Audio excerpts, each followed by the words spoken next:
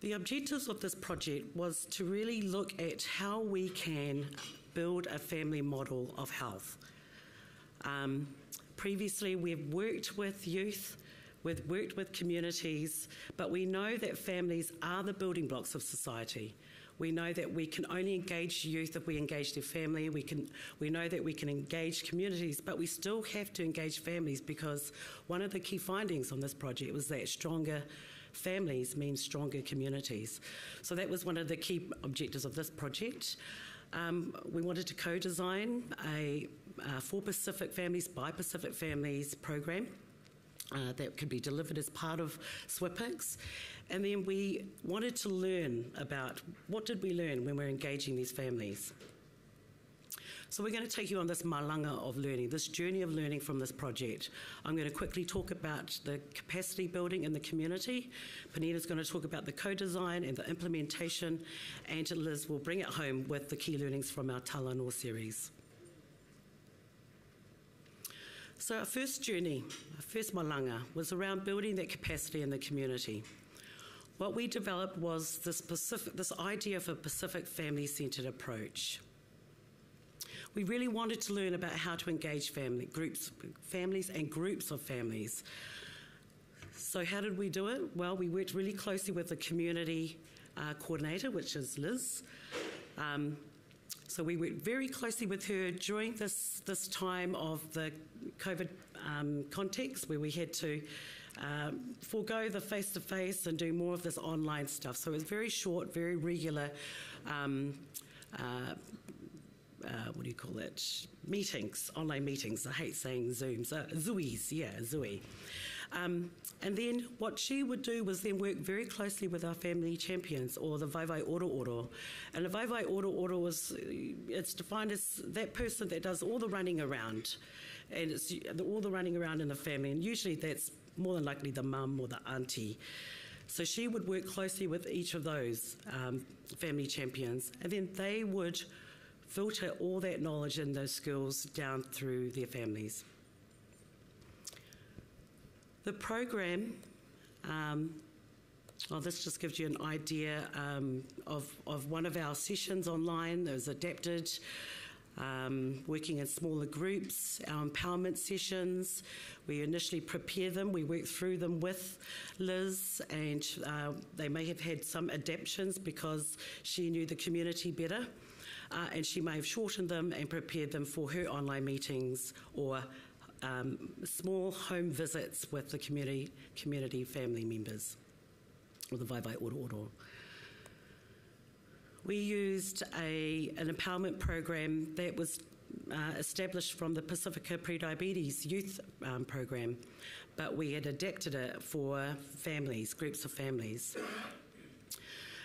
This program is engaging, it's experiential, because it's got to be based on the realities of our families. There's no use us teaching or telling them what to do. We really wanted to engage what their knowledge is on the ground, what their social networks were on the ground, and of course it was culturally tailored. It was culturally tailored because it was based on the whanawhale model. I'll talk a little bit about that soon. And our empowerment program is based on building knowledge and skill sets on healthy lifestyles, family advocacy, and a family-based program within the community context. We originally had a suite of 16 different empowerment modules, but we had narrowed it down to 5 modules that would be a good fit with our community and with our families. And as you can see here, some examples here of the model of health, which is based on the whanawhale model, and one of the family champions. You see, I guess you know what the mask signifies the COVID context, the stressy bubble thing. He worked in a very stressful environment. Asthma is featured there. So this gives an example of how we could better understand what their whale of health or hauora looks like. Another example of our empowerment module was family cooking. So we asked our families to prepare a typical meal that they would eat and then to share it. And so, of course, they would upload these photos and share them with us. Community mapping was also another empowerment module where we asked the families to go on a walk around their neighbourhood and really look at what the hot spots are in that neighbourhood. So what are the truly good things about their neighbourhood that is health enhancing? And then some of the cold spots. What are some of the challenges in their local neighbourhood that might impact on their health or the reality of their health? I'm going to hand it over now.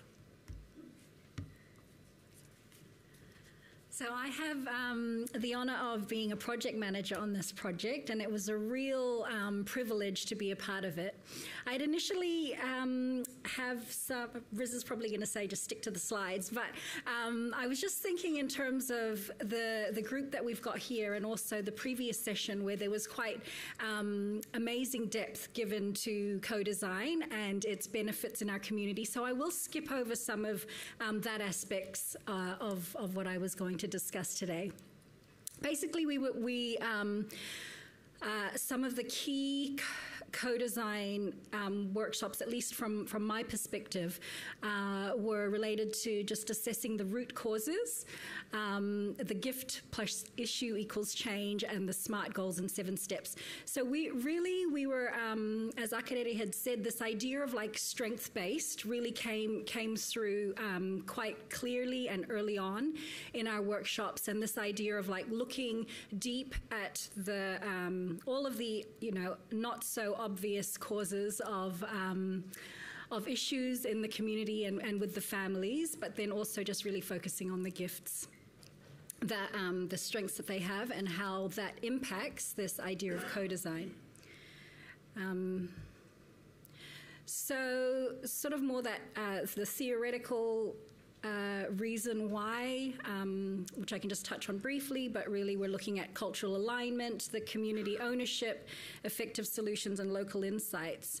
But as Debbie mentioned previously, that clarity of what that co-design looks like, there's just such a range these days.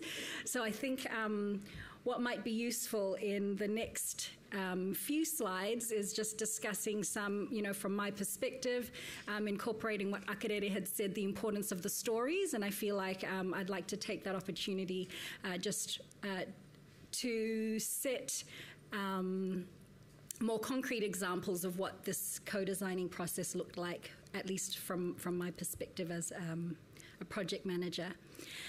So it was just at the outset, we had the intervention we knew needed to be tailored for the Pacific families. We had our community partner, and then we had as was mentioned, the Vai Vai Oro Oro, and then the research and the team. So what does that relationship look like? And I think one of the early, when Riz asked me to be a part of this project, basically the first thing she said was, Akarere is it, like Akarere is the real thing. And one thing she said that had stuck in her mind in her interactions with Akarere was, Akarere said, look, we don't care what you researchers do, we just want to know if you care about us. And I feel like that really encapsulates what Debbie was talking about, this level of integrity and coming with humility. And it's just been a real privilege to be a part of that. And I think that's a really key part of co-design. So as part of this co-design program, we ended up with 3 areas that the community really came up to, and this idea of access to healthy food was a big part of it. Access to physical activities and the information day. So these provided the overall, outcome for this program, which then was engaged in a 6-month process. What's really interesting about and I think I'll just go into a little bit more detail later just about the Access to Healthy Food initiative.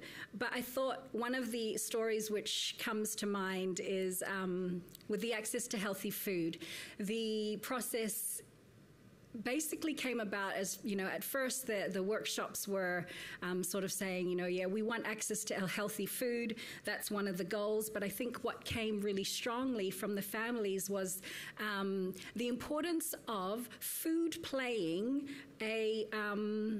such an important role in family cohesion. So, and also, like Pacific culture and how it's not just about access to food. Some of those family goals were like, how do we make time to become closer with our families? How do we provide opportunities to teach our children how to cook? How do we, navigate some of the economic issues with, how expensive food can be? And so it's really taking this holistic picture of how do you design a program? It's not just, providing them with something, but really getting to the roots and some of those underlying personal goals, which are not always obvious. And I think that was one of the key things I loved about coming up with this program, which ended up being the Kaitari cookbook with monthly food plan and then the delivery of weekly food boxes. And the process involved the groups of families coming together.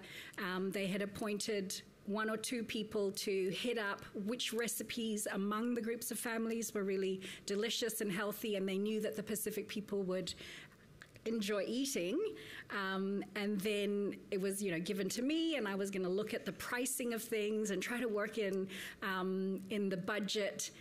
And I think one of the benefits of that was trying to know, with longevity in mind, how do you build the skills and capacities to cook 4 meals for, catering for 6 or more people with a budget of about $105. So it was, and the good thing about being able to do that just, a little further from that is knowing that hopefully after 6 months of this program, people have, embedded ideas of what it could look like to have affordable meals that are also healthy. So incorporating that element of economic considerations was really interesting. And as part of this, so we collated all the recipes for 16 meals, which the families had contributed to, and made it into a cookbook. And I remember as the project manager just thinking, what is important, what can I offer in terms of being able to elevate everything that we do to achieve the goals that the families want to have. And Liz had said to me, can we make it look pretty? Because I think, that helps with engagement and, with people wanting to do it. So I had the... I went away and was just like, how do I make this pretty? And it was really nice to then give it, and for Liz's eyes to light up and be like, oh my God, this is like the way in which you may not be sure how things would work out, but it honoured the effort that the communities had put into collating the recipes, and then to also motivate them moving forward to cook the meals. So then the next thing, a little story with the access to physical activities was how, so this was important, but for the families, it was like, how do we encourage all of the family to go together and to walk? So there was, like they had agreed on time and place, when to meet as a family, but also as a group of families to support each other.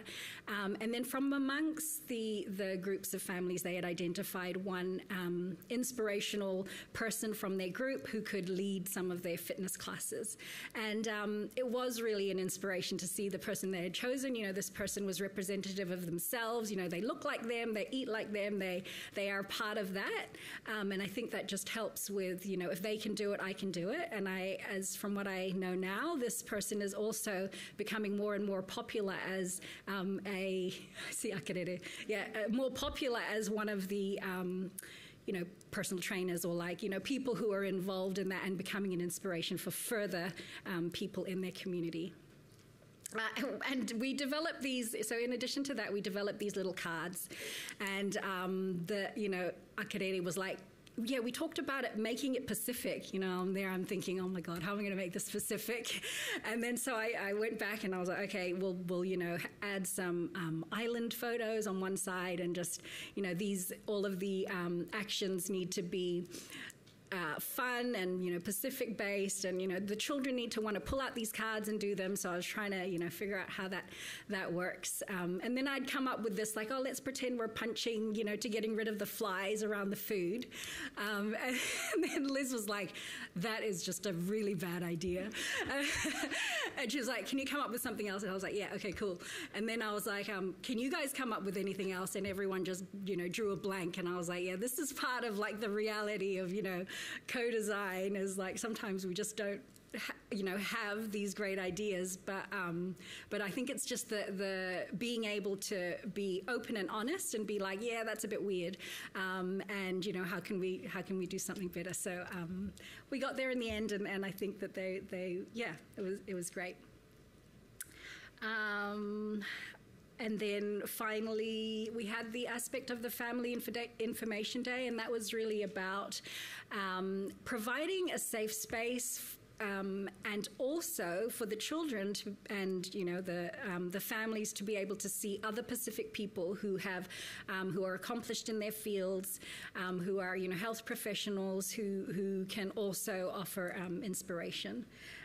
And then, having a safe environment so that there's no silly questions, there's no stupid questions around, diabetes, and that idea of everyone gaining some knowledge in these information days was there.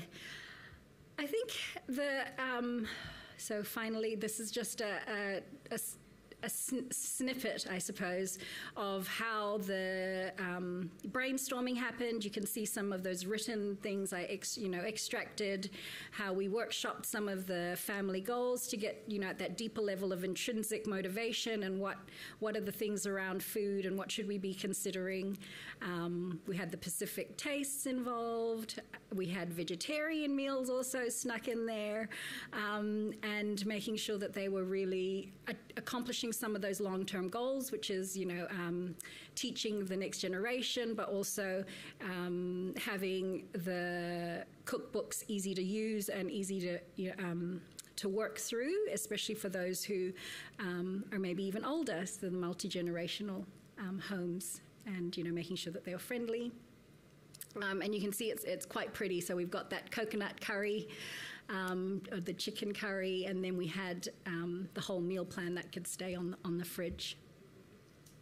And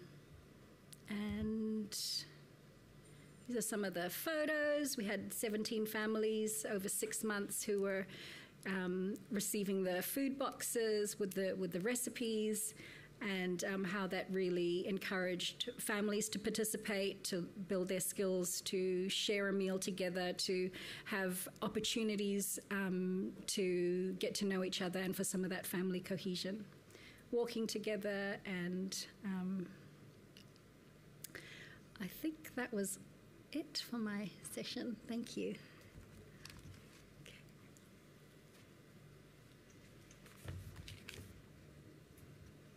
Kia ora ana. Our initial workshop when we did our modules at our civic centre was initially face-to-face. However, COVID-19 came around and we changed to online Zoom sessions. So we originally broke the group up into 2 lots of group, twice a week, which worked for a little bit, and then we found that you could be more involved with the individual in a smaller group. So we changed it up again. We changed it up to 4 small groups of about 4 or 5 waiwaiororos, and I worked along with them in each Zoom session. We would plan and prep our modules. They would go away and meet in their own groupings, still via online and via Zoom sessions. They would come back the next week, and then they will present their findings and just tell them all really about what the group had done around each module. The kaitari food bags is a game changer. It definitely is a game changer. Our Vaivai Oro created the cookbook with familiar Pacific foods. So the actual word kaitari, and it was looked at in a negative perspective, and our Oire Tokoro program changed it up to a positive perspective. So kaitari means to take food. In our Cook Island community, it means to take food. Like, for an example, we're going to a birthday, we have a meal together, we're going to take some of that ambrosia home or some of that donuts home so we can eat it later. So we kind of changed that baby up, changed the world, and we turned it into a positive where our Vaivai Oro-Oros created the Kaitari Cookbook. With Well Pacific dishes in the Kaitari Cookbook, they chose healthier options. So for an example, the good old curry chicken, our faithful curry chicken, the Vaivai Oro-Oros added chickpeas into this curry chicken. Now, chickpeas is not a familiar Pacific food. We changed the full coconut cream to light coconut cream to have a healthy option. So we've changed all of our dishes to a healthy perspective on our Kaitari cookbooks and our food bags. We had a health expo in Tokoro with a live demonstration from one of our Vaivai Oro-Oros who prepped, cooked, in front of a community and had samples to give out to our community in that space. We build capacity, so the Vaivai Oro-Oros took ownership of the program. They were the champions in making the change for themselves and their family. The Pacific family approach enabled less financial stress on our families, commitment to family time. The Vaivai Oro-Oros continue to make healthy choices today. We did have one of our Vaivai Oro-Oros who kind of liked the fizzy drinks prior to our program, however joined our program, smashed it out with water, and today still drinks water, still provides her family with water, and still eats and preps, and her children still make our meals from our Kaitari cookbook. So that just shows the continuation of our Vaivai Oro-Oros in our families that they're on. We want to acknowledge our funders. We also want to acknowledge the project team from Massey University, but especially we want to acknowledge the Vaivai Oro-Oros and their families. Kia manuia.